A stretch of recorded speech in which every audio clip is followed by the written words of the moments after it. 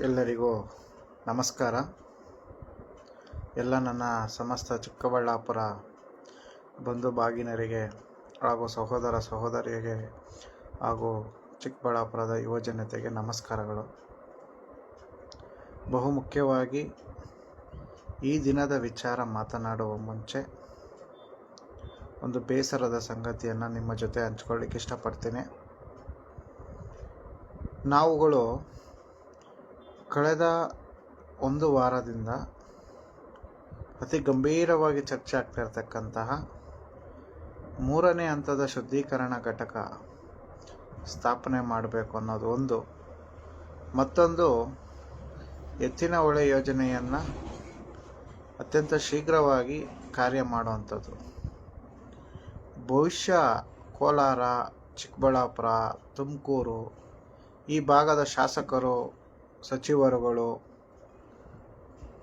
ಹಾಗೂ ಸಂಸದರು ಬಹುಶಃ ಅವರ ಒಂದು ವೈಯಕ್ತಿಕ ದ್ವೇಷಗಳಿಗೆ ಬಜೆಟನ್ನು ನಿರ್ಲಕ್ಷ್ಯ ಮಾಡಿದ್ದಾರೆ. ನಾನು ಈ ಎಲ್ಲ ರಾಜಕೀಯ ವ್ಯಕ್ತಿಗಳಲ್ಲಿ ಅಥವಾ ಶಾಸಕರಲ್ಲಿ, ಸಂಸದರಲ್ಲಿ, ಈ 3 ಜಿಲ್ಲೆಯ ನಾಯಕರಲ್ಲಿ ನನ್ನ ಕಳಕಳಿ ಮನವಿ, ಜನತೆ ಮತದಿಂದ ನೀವು ಆಯ್ಕೆ ಆಗಿದ್ದೀರಾ. ಜನತೆಗೆ ಏನಾದರೂ ಮಾಡಲಿಕ್ಕೆ ಇದೊಂದು ಒಳ್ಳೆಯ ಅವಕಾಶ. ಮುಂದಿನ ಭವಿಷ್ಯತ್ತನ್ನು ರೋಗ ರುಜಿನಗಳಿಂದ ಮಾಡದೆ ದಯವಿಟ್ಟು ಮೊದಲು ಪಕ್ಷಾತೀತವಾಗಿ ನೀರನ್ನು ತರುವಂಥ ಕೆಲಸ ಹಾಗೂ ಈ ಕೊಳಚೆ ನೀರನ್ನು ದಯವಿಟ್ಟು ಬೆಂಗಳೂರಿನಲ್ಲೇ ಶುದ್ಧೀಕರಿಸಿ ಬೆಂಗಳೂರಿಗೆ ನೀರನ್ನು ಕೊಡಲಿ. ಕಾವೇರಿ ನೀರನ್ನು ನಮಗೆ ಕೊಡಲಿ. ಅಷ್ಟು ಉದಾರ ಮನಸ್ಸು ಸರ್ಕಾರಕ್ಕೆ ಇದ್ದಂತೆ ಆದರೆ ಬೆಂಗಳೂರು ನೀರನ್ನು ಬೆಂಗಳೂರಲ್ಲೇ ಶುದ್ಧೀಕರಿಸಿ ಬೆಂಗಳೂರಿಗೆ ಕೊಡಿ, ನಮಗೆ ಕಾವೇರಿ ನದಿಯನ್ನು ನೀಡಿ. ನನಗೆ ಇವತ್ತಕ್ಕೂ ಆಶ್ಚರ್ಯ ಆಗ್ತಿರ್ತಕ್ಕಂಥ ವಿಚಾರ ಏನಂತಂದರೆ, ಎತ್ತಿನ ಹೊಳೆ ಯೋಜನೆಯನ್ನು ಅಲ್ಲಿಂದ ತರೋ ಬದಲು ಬೆಂಗಳೂರಲ್ಲಿರ್ತಕ್ಕಂಥ ಕಾವೇರಿ ನೀರನ್ನು ಚಿಕ್ಕಬಳ್ಳಾಪುರ ಭಾಗದ ಕುಡಿಯೋ ನೀರಿಗೆ ತರೋಂಥದ್ದು ಯಾಕೆ ಕಷ್ಟ ಆಯಿತು ಅನ್ನೋದು ಇವತ್ತಿಗೂ ಯಕ್ಷ ಪ್ರಶ್ನೆ. ಬೆಂಗಳೂರಿಗೆ ಬಂದಿರತಕ್ಕಂಥ ಯಲಹಂಕ ಭಾಗದವರೆಗೂ ಬರ್ತಾ ಇರ್ತಕ್ಕಂಥ ಕಾವೇರಿ ನದಿ ನೀರು ಚಿಕ್ಕಬಳ್ಳಾಪುರ, ಬೆಂಗಳೂರು ಗ್ರಾಮಾಂತರ, ಹೊಸಕೋಟೆ, ದೇವನಹಳ್ಳಿ, ಅಟ್ಲೀಸ್ಟ್ ದೊಡ್ಡಬಳ್ಳಾಪುರ ಇವುಗಳಿಗೆ ಕೊಡ್ಬೋದಲ್ವಾ? ಯಾಕೆ ಆ ಕೆಲಸ ಅಲ್ಲಿನ ನಾಯಕರು ಮಾಡ್ತಿಲ್ಲ? ಬೆಂಗಳೂರಲ್ಲಿರೋ ಕಸ ತಂದಾಕೋದಕ್ಕೆ ಬೆಂಗಳೂರು ಸುತ್ತಮುತ್ತ ಡಿಸ್ಟಿಕ್ ಬೇಕು.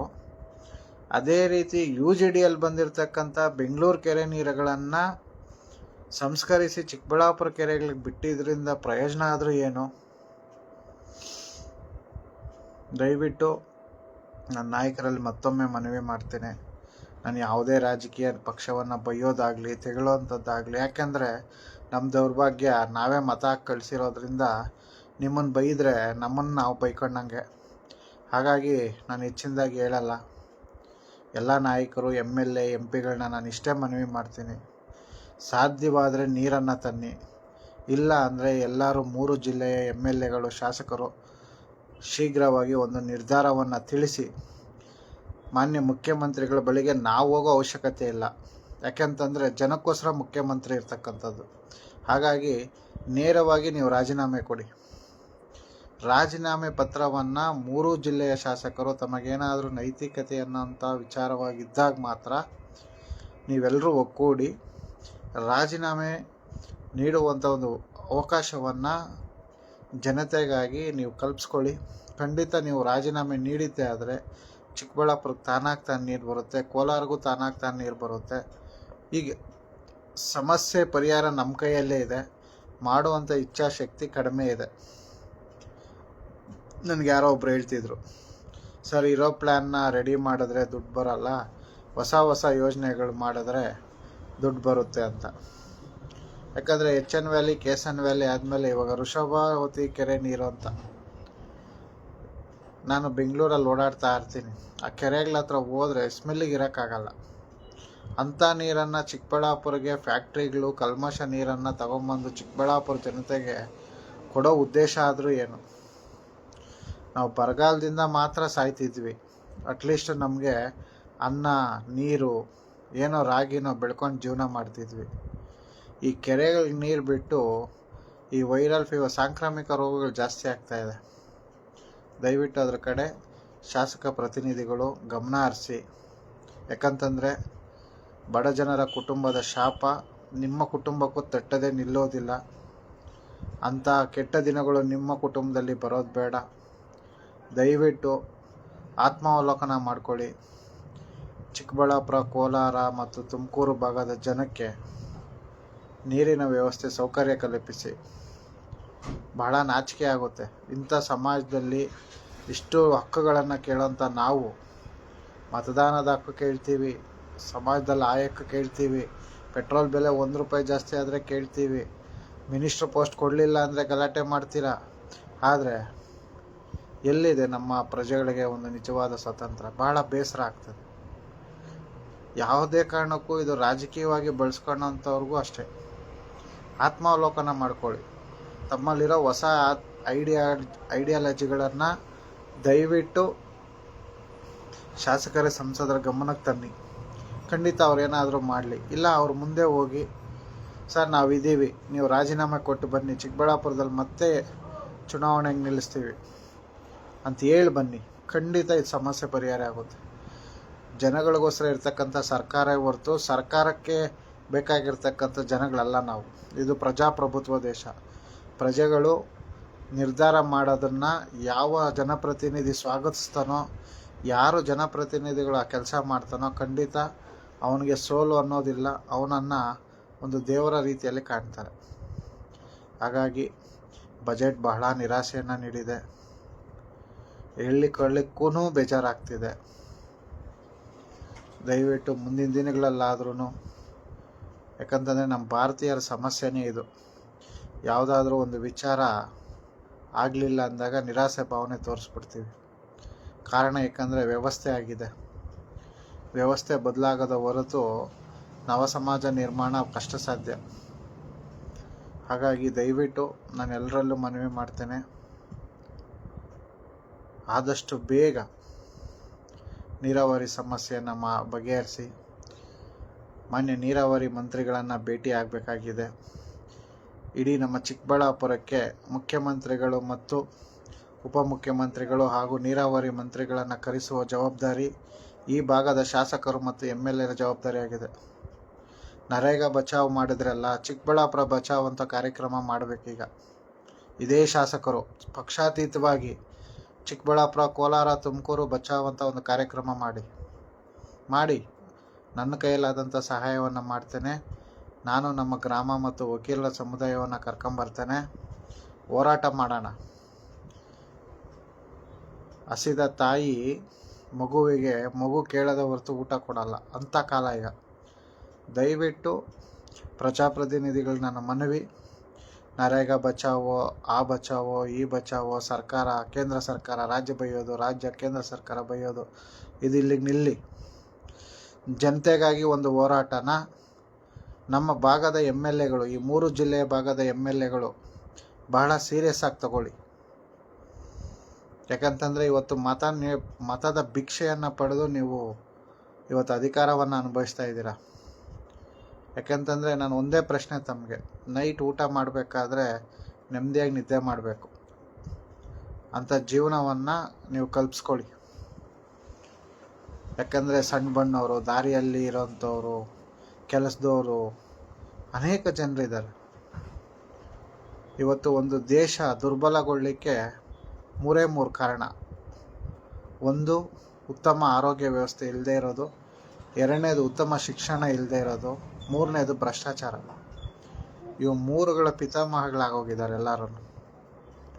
ನಾನು ಮತದಾರರಲ್ಲೂ ಇಷ್ಟೇ ಕೇಳೋದು, ಬರುವಂಥ ಚುನಾವಣೆಗಳಲ್ಲಿ ಮತ ನೀಡುವ ಮುಂಚೆ ನಿಮ್ಮ ಮಕ್ಕಳ ಮುಂದಿನ ಭವಿಷ್ಯಕ್ಕೆ ಮನೆಯಲ್ಲಿ ಕುಡಿಯುವ ನೀರಿನ ವ್ಯವಸ್ಥೆ ಇದೆಯಾ ಪರಿಶೀಲಿಸ್ಕೊಳ್ಳಿ.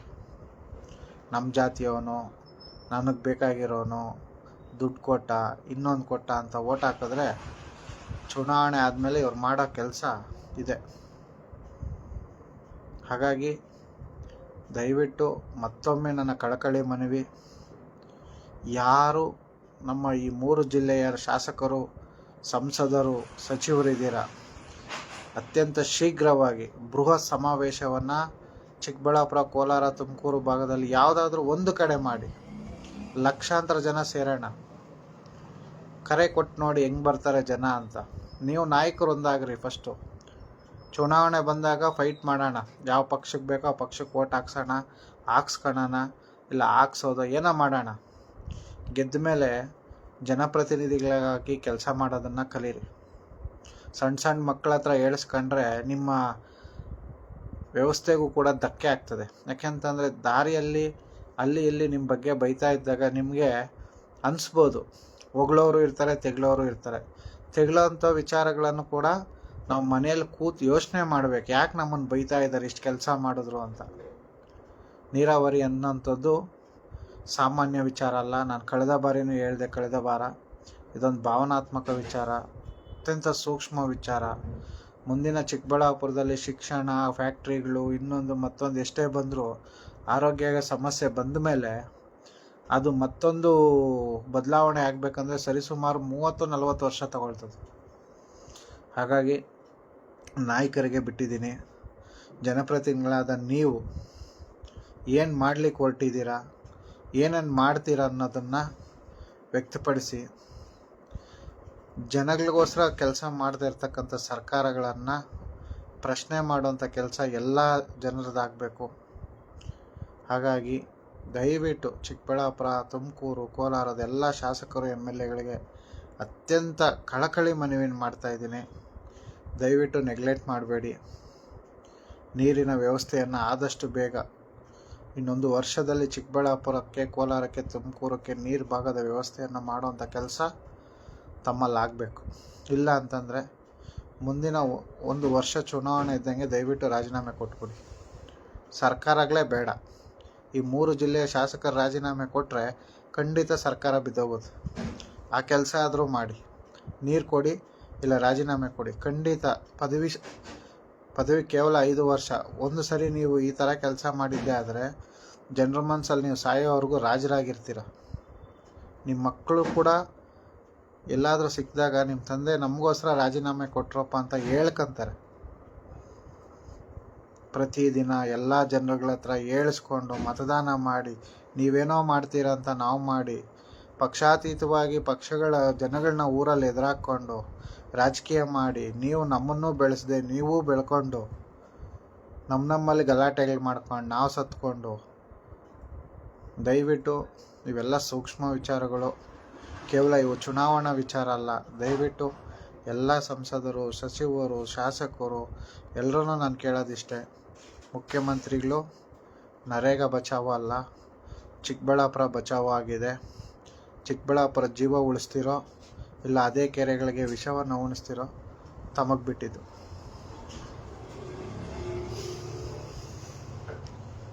ಅದೇ ರೀತಿ ಬಹುಶಃ ಇವತ್ತು ತುಂಬ ಭಾವನಾತ್ಮಕವಾಗಿದೆ. ಮತ್ತೊಂದು ವಿಚಾರವನ್ನು ಚರ್ಚೆ ಮಾಡಲೇಬೇಕು. ಯಾಕಂತಂದರೆ ನಮ್ಮ ಯುವ ಸಮುದಾಯದಲ್ಲಿ ಆಲೋಚನಾ ಶಕ್ತಿ ಜಾಸ್ತಿ ಆಗಬೇಕಾಗಿದೆ. ವೋಟಿಂಗ್ ಪವರ್ ಅನ್ನೋಂಥದ್ದು ಏನು, ಅದರಿಂದ ಏನು ಬದಲಾಗುತ್ತೆ ಅದನ್ನು ಮುಂದಿನ ದಿನಗಳಲ್ಲಿ ಹೇಳ್ತೀನಿ. ಬಂಧುಗಳೇ, ಈ ಚಿಕ್ಕಬಳ್ಳಾಪುರ ಒಂದು ಅಭಿವೃದ್ಧಿಯಲ್ಲಿ ಒಂದು ನಗರಾಭಿವೃದ್ಧಿ ಅಂದರೆ ಏನು, ಯಾಕೆ ಒಂದು ನಗರ ಅಭಿವೃದ್ಧಿ ಆಗಬೇಕು, ನಗರದಿಂದ ಆಗ್ತಕ್ಕಂಥ ಪ್ರಯೋಜನಗಳೇನು? ಬಂಧುಗಳೇ ನೋಡಿ, ನಮ್ಮ ಚಿಕ್ಕಬಳ್ಳಾಪುರ ಹೈದರಾಲಿ ಕಾಲ ಮತ್ತು ಇನ್ನೂ ಅತ್ಯಂತ ಹಳೆಯ ಇತಿಹಾಸಗಳನ್ನು ಹೊಂದಿದೆ. ನಾನು ಈಗಾಗಲೇ ಮೊದಲನೇ ವಿಡಿಯೋದಲ್ಲಿ ಚಿಕ್ಕಬಳ್ಳಾಪುರ ಹೇಗೆ ಬಂತು, ಹೇಗಾಯಿತು, ನಮ್ಮ ಚಿಕ್ಕಬಳ್ಳಾಪುರ ಆಗಿನ ಕಾಲದಲ್ಲಿಯೇ ವ್ಯಾಪಾರ ಪಟ್ಟಣವಾಗಿ ಇಂಪ್ರೂವ್ ಆಗಿತ್ತು. ಆದರೆ ಇವತ್ತು ವ್ಯವಸ್ಥೆ ಆಗಿಲ್ಲ. ಇವತ್ತು ನಮ್ಮ ಚಿಕ್ಕಬಳ್ಳಾಪುರ ಮಗುವಿನಿಂದ ಪ್ರೌಢಾವ್ಯವಸ್ಥೆಗೆ ಬಂದು ನಿಂತಿದೆ.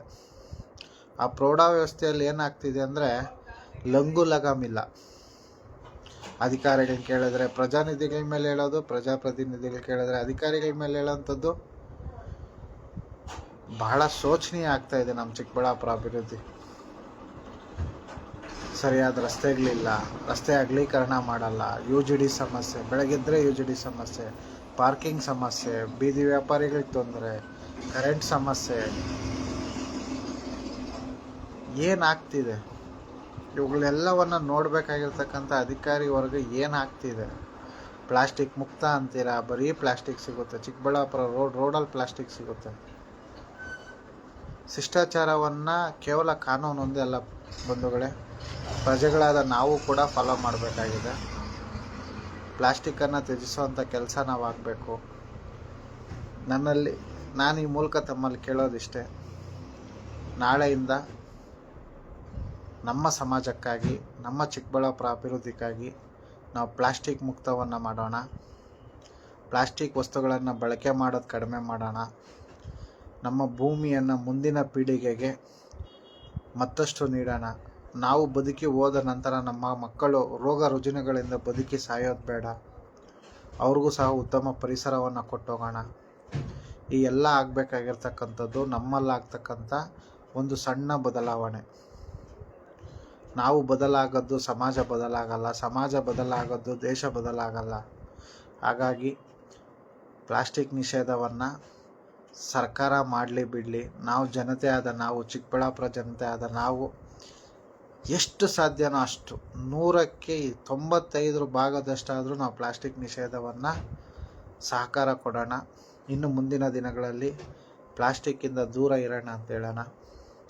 ಅದೇ ರೀತಿ ಚಿಕ್ಕಬಳ್ಳಾಪುರಕ್ಕೆ ನಗರಾಭಿವೃದ್ಧಿ ಯೋಜನಾ ಪ್ರಾಧಿಕಾರ ಇದೆ. ದಯವಿಟ್ಟು ಆ ಯೋಜನಾ ಪ್ರಾಧಿಕಾರದವ್ರಿಗೆ ನಾನು ಕೈ ಮುಗಿದು ಕೇಳ್ಕೊತೀನಿ, ತಾವು ಯಾವುದಾದ್ರೂ ಒಂದು ಲೇಔಟ್ ಮಾಡಬೇಕು, ಒಂದು ಪರ್ಮಿಷನ್ ಕೊಡಬೇಕಂದ್ರೆ ಅದು ಜಾಗಕ್ಕೆ ಹೋಗಿ, ಕೆರೆ ಇದೆಯಾ, ನದಿ ಇದೆಯಾ, ಕಾಲುವೆ ಇದೆಯಾ, ಸರ್ಕಾರಿ ಜಾಗ ಇದೆಯಾ, ಖರಾಬ್ ಜಾಗ ಇದೆಯಾ, ಏನಿದೆ ಅಂತ ನೋಡಿ. ಕಚೇರಿಯಲ್ಲಿ ಕೂತು ಯಾವುದೋ ಮಾಡಿರೋ ವಿಲೇಜ್ ಮ್ಯಾಪ್ ತಗೊಂಡು ಕೆಲಸ ಮಾಡಬೇಡಿ. ಆ ವಿಲೇಜ್ ಮ್ಯಾಪ್ ಮಾಡಿರೋಂಥವ್ರು ನಿಮ್ಮಂಥ ಅಧಿಕಾರಿಗಳೇ. ಆ ಅಧಿಕಾರಿಗಳು ಮಾಡಿರೋ ಎಡವಟ್ಟುಗಳು ಇವತ್ತು ಗ್ರಾಮಗಳಿಗೆ ಹೋದರೆ ತಗ್ಗು ಪ್ರದೇಶಗಳಲ್ಲಿ ಲೇಔಟ್ಗಳಿಗೆ ಪರ್ಮಿಷನ್ ಕೊಡ್ತಿದ್ದೀರಾ. ರಸ್ತೆಗಿನ್ನ 4 ಅಡಿ 5 ಅಡಿ ಒಳಗಡೆ ಇರೋಂಥ ಕೆಳಗಡೆ ಇರೋಂಥ ಭಾಗಗಳಿಗೆ ಲೇಔಟ್ಗಳು ಕೊಡ್ತಾ ಇದ್ದೀರಾ. ಏನಾಗ್ತಾ ಇದೆ? 2022ರಲ್ಲಿ ಎಲ್ಲ ಚಿಕ್ಕಬಳ್ಳಾಪುರ ಸುತ್ತ ಇರೋ ಲೇಔಟ್ಗಳಲ್ಲಿ ನೀರು ನಿಂತಿತ್ತು. ಇವತ್ತವರೆಗೂ ರಾಜಕಾಲುವೆ ತೆರವುಗೊಳಿಸೋಕ್ಕಾಗಲಿಲ್ಲ. ಯೋಜನಾ ಪ್ರಾಧಿಕಾರಕ್ಕೆ ದುಡ್ಡು ಕಟ್ತಾ ಇಲ್ವಾ? ಕನ್ವರ್ಷನ್ ಆಗ್ತಾ ಇಲ್ವಾ? ಇವತ್ತು ಯಾರೋ ಒಬ್ಬ ಡೆವಲಪರ್ ಬರ್ತಾನೆ, ಒಂದು ಲೇಔಟ್ ಮಾಡ್ತಾನೆ, ಅವನ ಪಾಡ್ಗೆ ಅವ್ನು ಸೈಟ್ ಮಾರ್ಬಿಟ್ಟು ಹೊರಟೋಗ್ತಾನೆ. ಯಾರೋ ಟೀಚರು, ಸ್ಕೂಲ್ ಮಾಸ್ಟ್ರು, ಒಬ್ಬ ಪೊಲೀಸು, ಒಬ್ಬ ಲಾಯರು, ಒಬ್ಬ ಡಾಕ್ಟ್ರು ಅವ್ರ ಸಂಪಾದನೆಯಲ್ಲಿ ದುಡ್ದಿರೋ ದುಡ್ಡಲ್ಲಿ ಆ ಸೈಟ್ ತೆಗೆದು ಒಂದು ಮನೆ ಕಟ್ತಾನೆ. ಲೇಔಟ್ ಅವ್ನು ಏನು ಮಾಡ್ತಾನೆ, ಎಲ್ಲೋ ಒಂದು ಮಾಡಿಬಿಟ್ಟು ಒಂದು ಸ್ವಲ್ಪ ಟಾರ್ ರೋಡು, ಒಂದು ಸೈಟ್ ಥರ ಡಿಸೈನ್ ಮಾಡಿಬಿಟ್ಟು ಸುತ್ತು ಕಾಂಪೌಂಡ್ ಮಾಡಿ ಎಂಟ್ರೆನ್ಸಲ್ಲಿ ಒಂದು ಬೋರ್ಡ್ ಇಟ್ಬಿಟ್ಟು ಹೊರಟೋಗ್ತಾನೆ. ಸ್ವಾಮಿ, ಒಂದು ಮಳೆಗಾಲ ಬಂದಾಗ ಗೊತ್ತಾಗ್ತದೆ ಅದರ ಪರಿಸ್ಥಿತಿ. ಮೋಸ್ಟ್ಲಿ ವರ್ಷ ಮಳೆ ಜಾಸ್ತಿ ಬಂತು, ನೀರು ಬಂದಿದೆ ಅಂತ ಬಿಟ್ಬಿಡ್ತಾರೆ ಪಾಪ ಜನ. ಯಾಕೆ ಹೇಳಿ? ಮತ್ತೆ ಅವ್ರು ಇನ್ನೊಂದು ಮನೆ ಕಟ್ಟೋಂಥ ಶಕ್ತಿನೂ ಇಲ್ಲ. ಆ ಥರ 20-30 ಲಕ್ಷ ಕೊಟ್ಟು ಸೈಟ್ ತೆಗೆಯೋಂಥ ಶಕ್ತಿನೂ ಇಲ್ಲ. ಇವತ್ತು ಚಿಕ್ಕಬಳ್ಳಾಪುರದಲ್ಲಿ 45 ಲಕ್ಷ 50 ಲಕ್ಷ ರೂಪಾಯಿ ಸೈಟ್ ಇದೆ. ಯಾರು ಕೊಂಡ್ಲಿಕ್ಕೆ ಶಕ್ತಿ ಇದೆ? ಹೋಗ್ಲಿ, ಆ ಸೈಟ್ ಕೊಂಡ್ರೆ ಅಲ್ಲಿ ಏನಾದರೂ ನ್ಯಾಯವಾಗಿ ವ್ಯವಸ್ಥೆಗಳಿದಾವ? UGD ಕನೆಕ್ಷನ್ ಇದೆಯಾ? ಲೇಔಟಲ್ಲಿ UGD ಮಾಡ್ತಾರೆ. ಆ ಲೇಔಟಲ್ಲಿ UGD ನೀರು ಎಲ್ಲ ಆಚೆಗೆ ಹೋಗುತ್ತೆ ಅಂತ ಇವತ್ತವರೆಗೂ ನಾನು ಯಾವ ಲೇಔಟಲ್ಲೂ ನೋಡ್ತಾ ಇಲ್ಲ. ಇವುಗಳನ್ನೆಲ್ಲ ನಾವು ಪ್ರಶ್ನೆ ಮಾಡ್ತಾ ಇದ್ರೆ ನಮ್ಗೆ ಅಸಹ್ಯ ಆಗ್ತಾ ಇದೆ. ನಾವು ವಿದ್ಯಾವಂತರಾಗ್ತಾ ಇದ್ದೀವೋ, ಬರ್ತಾ ಬರ್ತಾ ದಡ್ಡರಾಗ್ತಾ ಇದ್ದೀವೋ ಅಂತ. ಅಧಿಕಾರಿಗಳು ವೈಫಲ್ಯ ಎತ್ತು ಕಾಣಿಸ್ತಾ ಇದೆ. ನಮ್ಮೂರಲ್ಲೇ ಒಂದು ಲೇಔಟ್ ಮಾಡ್ತಿದ್ದಾರೆ. ಅವ್ರ ವಾದ ಏನಂದರೆ ನನ್ನ ಜಮೀನಲ್ಲಿ ಕಾಲುವೆ ಇಲ್ಲ ಅಂತ. ಅಲ್ಲಿಗೆ ಕೆರೆ ಇದ್ಮೇಲೆ ಕೆರೆಗೆ ನೀರು ಹೆಂಗೆ ಹೋಗ್ಬೇಕು? ಆ ಕೆರೆಗೆ ನೀರು ಎಲ್ಲಿ ಹರಿಯುತ್ತೆ? ಆ ಕೆರೆಗೆ ನೀರು ಹೇಗಾದರೂ ಹೋಗುತ್ತೆ? ಅಲ್ಲಿಗೆ ರೆವಿನ್ಯೂ ಮ್ಯಾಪಲ್ಲಿ ರಸ್ತೆ ಇದಿಲ್ಲ, ಕಾಲುವೆ ಇಲ್ಲ ಅಂದರೆ ಕಾಲುವೆನೇ ಇಲ್ವಾ? ಆ ಭಾಗಕ್ಕೆ ನೀರು ಹೆಂಗೋಗುತ್ತೆ?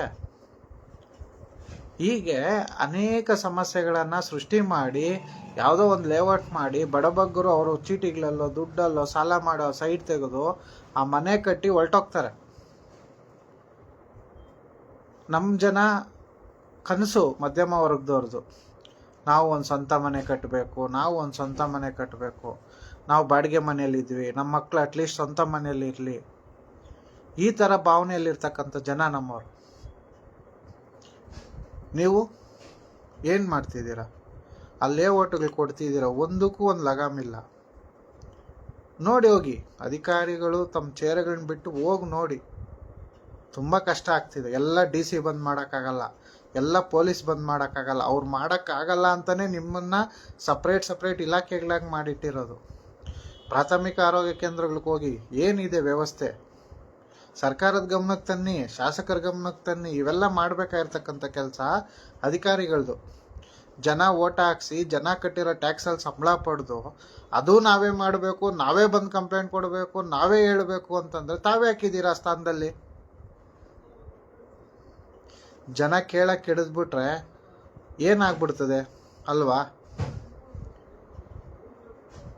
ಪ್ರತಿದಿನ ಈ 5 ಬೇಳು ಬಾಯೊಳಗೆ ಅನ್ನ ಇಟ್ಕೊಬೇಕಾದ್ರೆ ಯೋಚನೆ ಮಾಡ್ಕೊತೀನಿ. ಊಟ ಒಬ್ಬ ರೈತ ಕಷ್ಟಪಟ್ಟಿರ್ತಾನೆ, ಒಬ್ಬ ಕೈಗಾರಿಕಾ ಉದ್ಯಮಿ ಟ್ಯಾಕ್ಸ್ ಕಟ್ಟಿರ್ತಾನೆ, ಅನೇಕ ಜನದ ಪ್ರತಿಫಲ ನೀವು 5 ಬೆರಳು ಹೊಟ್ಟೆಗೆ ಹೋಗೋಂಥದ್ದು ಊಟ.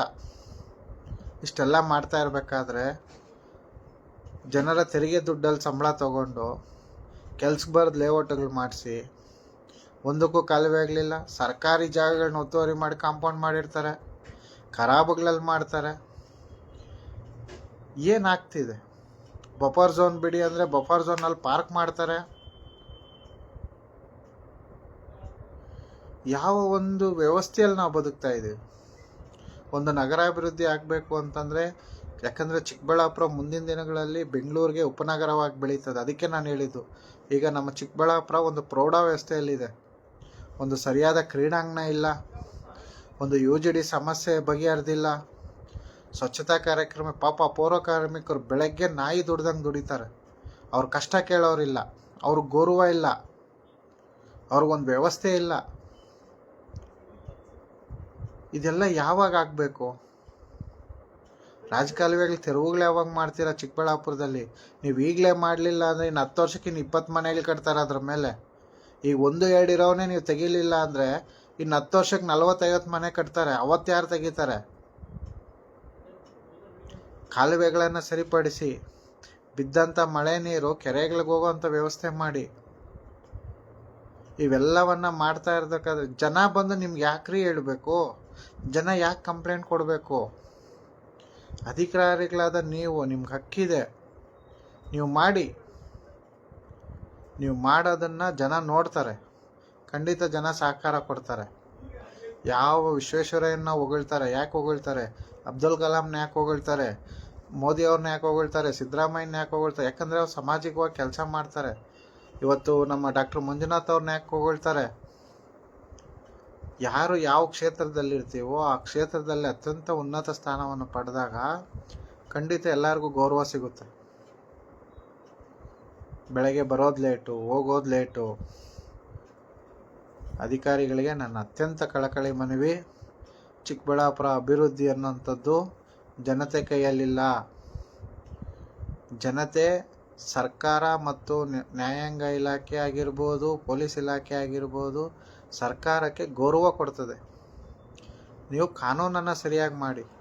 ಚಿಕ್ಕಬಳ್ಳಾಪುರದಲ್ಲಿ MG ರಸ್ತೆ, ಗಂಗಮ್ಮ ಗುಡಿ ರಸ್ತೆ, ಸರಂಬಿ ರಸ್ತೆ, ಎಲ್ಲ ರಸ್ತೆಗಳು ಅಗಲೀಕರಣ ಮಾಡಿ